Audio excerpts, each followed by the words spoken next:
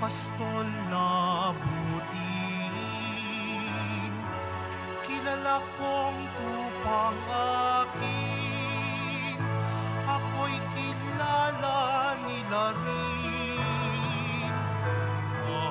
Hallelujah, hallelujah,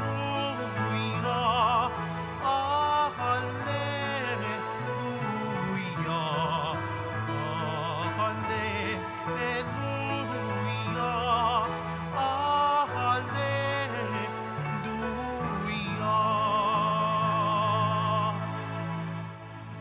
Sumainyo ang Panginoon.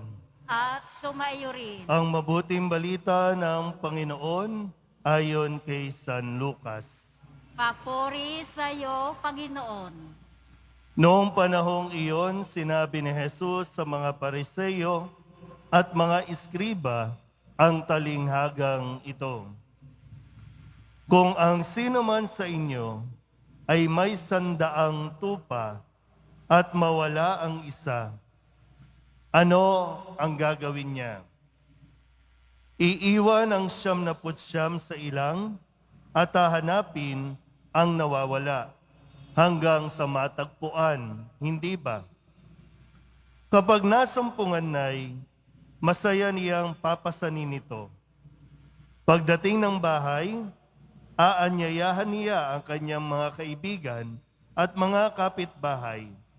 Sasabihin niya, makipagsaya kayo sa akin, sapagkat nasumpungan ko sa wakas ang tupa kong nawawala.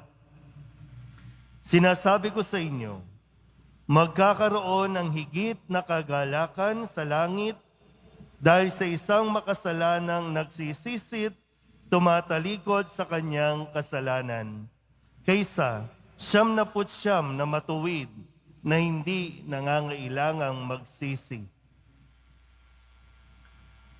Ang mabuting balita ng Panginoon. Pinupuri ka namin, Panginoong Heso Kristo. Magsiupo muna ang lahat.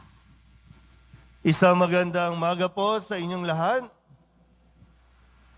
Palapakan natin ang Poong Jesus Nazareno.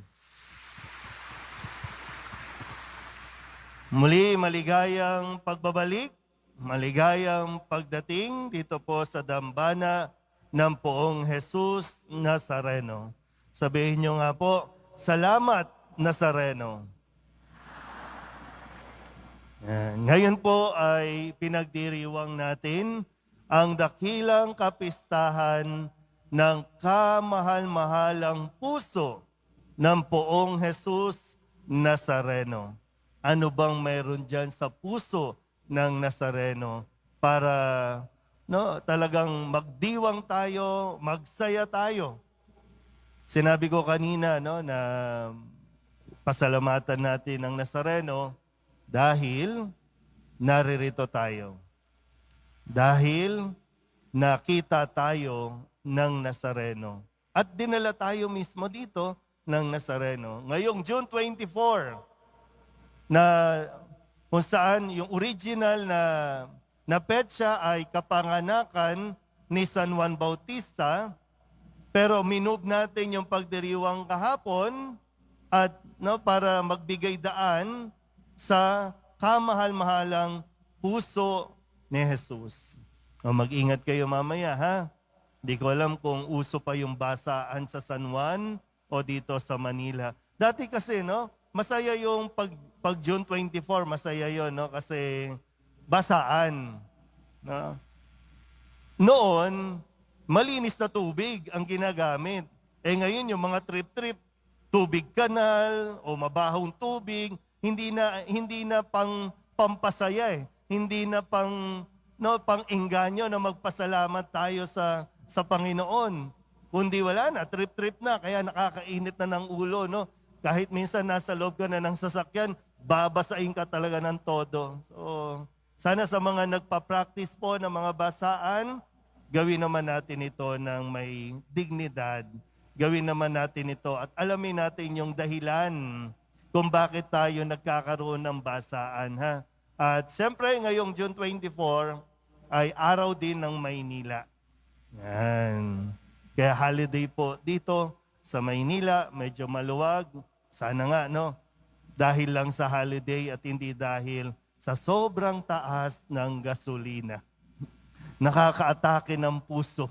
No, pag tinitingnan mo yung presyo ng gasolina, aatakihin ka na. At parang ayaw mo na ring lumabas, no? O kaya maglakad na lang, magbike na lang, no? Pero ganun pa man, hindi natin nahayaan na mapornada, mapigilan tayo na magpuri sa Poong Jesus Nazareno. Lalo tigit ngayon na pinagninilayan natin ang kamahal-mahalan puso ni Jesus. Imagine ninyo nga lang po, kung makikita po ninyo yung imahe ng Nazareno, kasi yung iba pong imahe, no? Yung Sacred Heart, yan. Yung Sacred Heart natin, talagang labas ang puso. At kapag nandyan yung puso, makikita mo pa na sugatan. May korona pang tinik. No? Pero sadyang nais ng Poong Nazareno na ipakita ito sa atin dahil ito yung puso ng tunay na nagmamahal. Tunay na nagmamalasakit. Sabihin nyo nga po sa sarili ninyo, mahal ako ng Nazareno.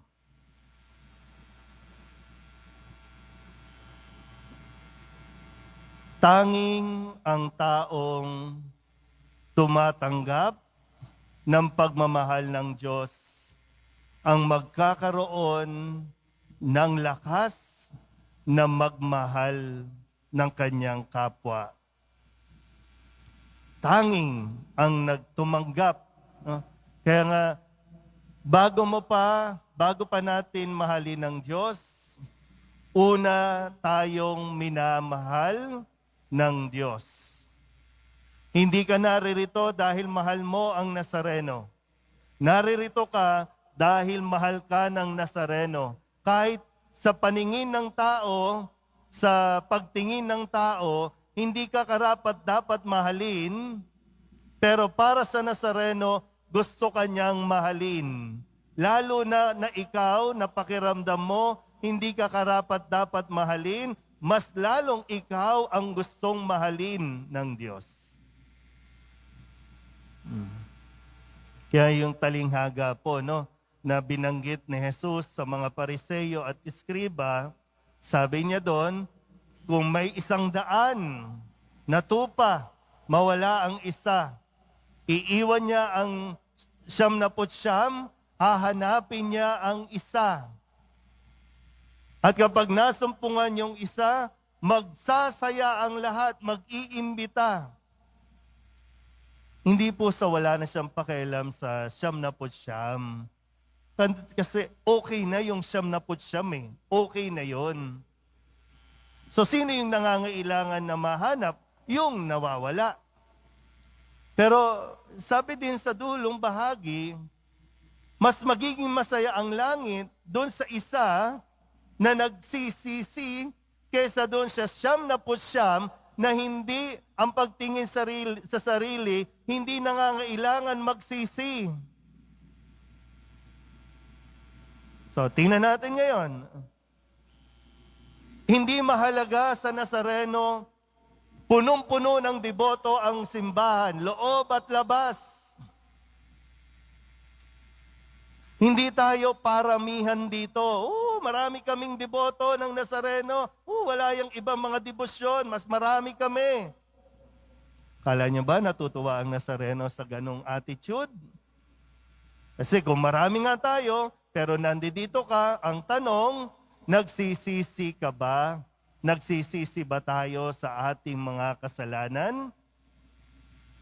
O nagdidemand lang tayo sa Nazareno ng ating kailangan? Pagnilayan natin ng mabuti, no? Kasi yun yung kailangan eh. Ang puso ng isang nagdidibusyon ay pusong nagsisisi. Ang puso ng isang deboto ay pusong mayroong malasakit. Maganda po na sa araw na ito, hilingin natin sa Diyos. Huwag laging puro pera, ha? Huwag laging puro material na bagay. Ang hilingin din natin ay grasya na puso natin ay maging mapagpatawad, maging mapagpakumbaba, maging maunawain na kahit nasasaktan ka, ay magpapatuloy ka pa rin magmahal. Ngayon po, no, sabi, ipinagdiriwang din natin at inaalala natin ang lahat ng mga kaparian, obispo, mga pari, na inihiling sa inyo na ipagdasal nyo kami. Na bilang pare, magkaroon din kami ng pusong naayon o nakahulma sa puso ni Jesus. Sa personal na karanasan bilang pari, mahirap po. No, mahirap. Kasi kung sa Ebanghelyo, ang sabi, handa niyang iwan yung 99 para hanapin yung isa. Yung nawawala, yung ayaw. Sa buhay ng isang pare, sa buhay ko bilang pare, may mga taong gusto ako, may mga taong ayaw ako. Minsan may mga organization, hindi natutuwa sa akin. Meron din naman mga organisasyon na natutuwa naman sa akin. Pero gusto ko lang maging yung realistic ba, no? Na kasi kung si Jesus, willing siyang hanapin yung isa na nawawala, minsan yung attitude ko na, pakialam ko sa kanya. Ayaw nila di wag.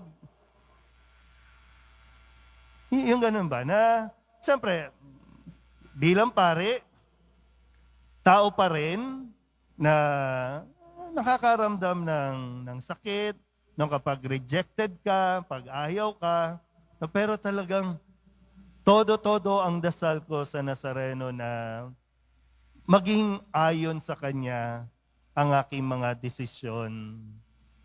Mahirap po, no? Mahirap mag-reach out, mahirap puntahan yung taong minsan sa ngayon kasi, no, puro post tayo sa Facebook, no, mumurahin ka sa Facebook, sisiraan ka sa Facebook. Siyempre na kahit pa paano, naapektuhan din tayo. No? Naapektuhan din ako. Pero sadyang ito ang hamon ng Nazareno sa akin bilang pari. Paiba-iba kami ng lugar. Sa ngayon, nandito ako sa Quiapo. Nung bago dito, nasa Makati. Di natin alam kung saan ako dadalhin. At makakaranas din ako ulit ng mga bagong karanasan.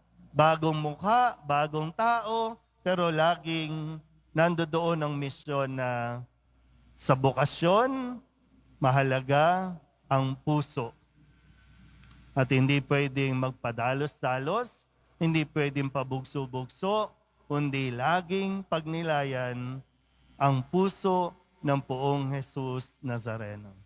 Kaya hinihiling ko po sa inyo, kami lahat ng mga pare, mga obispo, isama niyo po sa inyong panalangin sa kamahal-mahalang puso ng poong Jesus Nazareno. Amen?